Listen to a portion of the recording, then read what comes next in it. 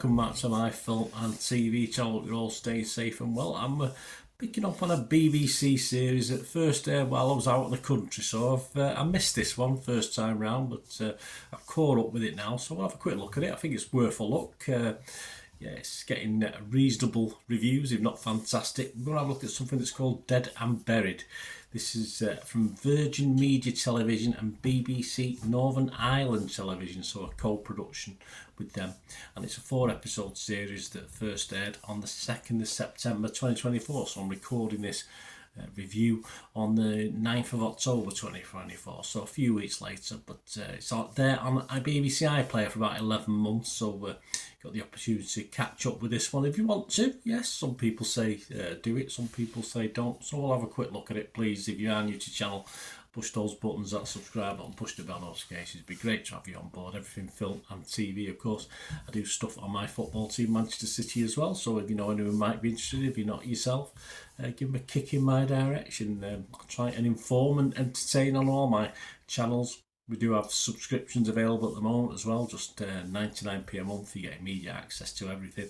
And we do have sponsors as well. So if you check in the comments below, there's a link to Piat6505, who have a little shop on eBay, and they sell movie posters and DVDs. So have a check out on there. And if you mention me, if you go onto the site, some great stuff on there, guys, mainly from the 1990s and 2000s on posters and Hollywood films, vintage classics on DVD, and some foreign language stuff as well. If you do see anything on there and you fancy it, mention me, you'll get 10% off whatever the order cost is. So my thanks to you if you support them. My thanks to Piat6505.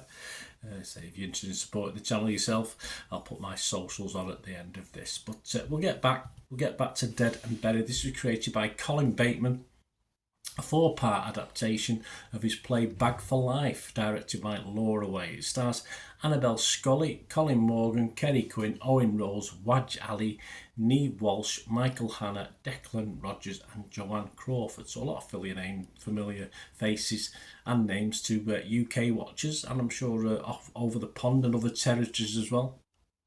What's it about? Well, Kathy encounters Michael, her brother's murderer. Yes, she stalks and harasses him, bent on revenge despite his reformed life. Her obsession escalates as she psychologically torments him, blurring fantasy and reality in her quest for vengeance. So quite an interesting synopsis. It's sort of, for me, it's sort of played out in their own little world. It's as though the world doesn't exist outside of the characters in this story, which gives it a funny sort of feel. I thought the cast was good. As I say, the cast was pretty good. A BBC drama, you'd sometimes get a few wooden actors knocking around, but I thought it was okay. I can't say whether the accents are correct for that area of the world. Of course, you certainly shouldn't need subtitles for this one, which is fair enough, but of course some people might criticise that accent's from such and such a place as opposed to where this is supposed to be taking place. Many criticised the final episode of 4, but it was okay for me because it was suitably daft to suit the theme of the story. So for me, it just carried it on and sort of, I wouldn't say it set itself up for a sequel, but it was nothing for me. I wouldn't pick out the last episode as being anything that bad.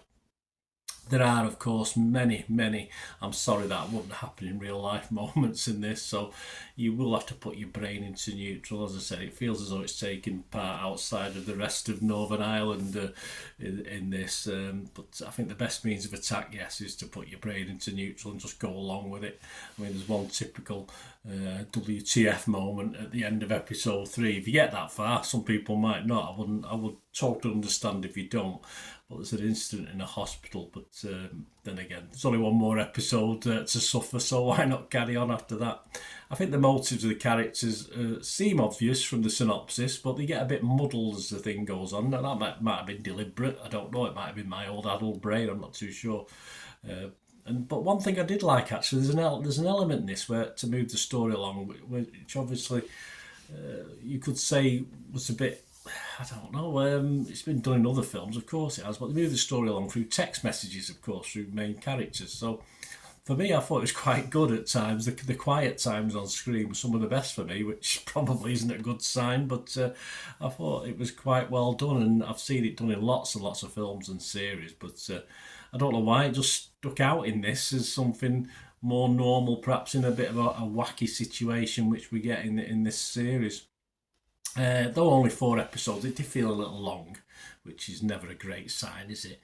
And this may have played out better, I think, as a feature length offering, 1 hour 40 minutes, something like that, hour 30 minutes. I think it would have been a lot tighter, better edited. It would have been a lot better drama. I believe this was originally a staged drama as well, so I could see elements of that within it. Well, I think certainly, rather than 4 episodes as a feature length thing, it's still been daft probably, but it would have been probably better. I sort of expected more than what we got, but it wasn't a total waste of time. And yeah, it's pulp TV. That's all it is. It's just about worked as pulp TV. That's what it is, throwaway stuff, but it wasn't a total disaster. So my scores on this, on Rotten Tomatoes, I'm fresh on this one. On Metacritic, I have to be mixed. I can't be totally positive or negative on this, so I would be mixed. But I'm just going to give it my sort of just below my watchable score of 6 out of 10. I'm going to give this a 5.5 out of 10. As I said, I'll probably give it half a point for the texting elements, which I quite enjoyed. I don't know why. I just did 5 point. Did you? Let me know. 5.5 out of 10 I'll give this. So I'm not saying not a total disaster. It's just throwaway pulp TV. That's all it is. A bit of fun at times. And yeah, so let me know what you think, guys. Any of you get to watch it. Internet Movie Database, not a massive scores on there, only 369, and it's getting an average of 5.8 out of 10. So I don't think it'll get any less than 5.5. I think it'll hover around that score now for while reviews come in, because some people like it, some people don't. There's not much in between. It's a bit marmitey. There's not a lot of in between with this one, but I'm pretty much in between on this one. Let me know what you think, guys. Great to have your views. My socials are on screen, so if you want to support me in any of the ways, give us those likes, guys. That's even better as well. It'd be great to see you back, and hope you enjoyed this, and let me know your thoughts on this series or anything to do with film and TV. It's always great to chat about film and TV, of course it is, so get in touch, guys. Thanks for watching. Until we meet again, I'll ever ask one thing, don't I? Please stay safe, everyone. Bye for now.